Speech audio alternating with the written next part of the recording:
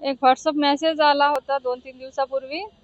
त्याच्यामध्ये एक नंबर दिलेला होता जोशी म्हणून. त्याच्यात त्यांनी सांगितलं होतं की तुमची नळाची पाईपलाईन कट करण्यात येणार आहे बिल भरलं नाही तर.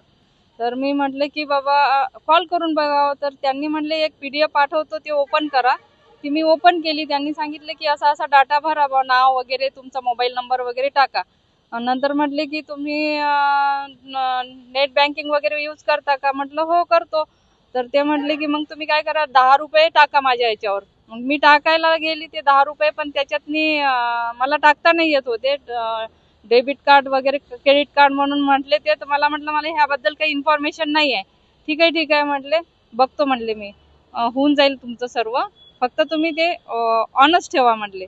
मग त्याच्यानंतर थोडंसं त्यांनी काय केलं काय नाही, थोड्या वेळाने पूर्ण पैसे आमचे गेले. एकदा गेले 59,000 क्रेडिट कार्डमधून, दुसऱ्या क्रेडिट कार्डमधून गेले 7-8 हजार रुपये. त्याच्यानंतर गेले एकूण 35,000 रुपये. असे टोटल आमचे 1,07,000 रुपये त्यांनी कसे काढून घेतले काही कळलं नाही. नंतर डायरेक्टच आम्हाला OTP वगैरे दिसले. त्यानंतर आम्ही घाबरलो की नाही बा हे काय, महानगरपालिकेच्या लोगोवरून आम्ही विश्वास केला की हे सर्व व्हायला नाही पाहिजे होतं आणि झालं.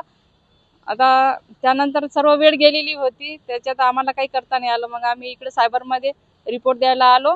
तिथं आमची नोंद झालेली आहे. त्यांनी फक्त आमचे लक्ष द्यायला पाहिजे थोडं. आणखी किती जण होते आपल्यासारखे तिथे? तिथे माझ्या आधी 3 लोकांची नोंद झालेली होती म्हणून सर सांगत होते की बा हाच नंबर होता, ह्याच नंबरवरून 3 लोकांचे झाले, तुम्ही 4था नंबर आहे असे बोलले.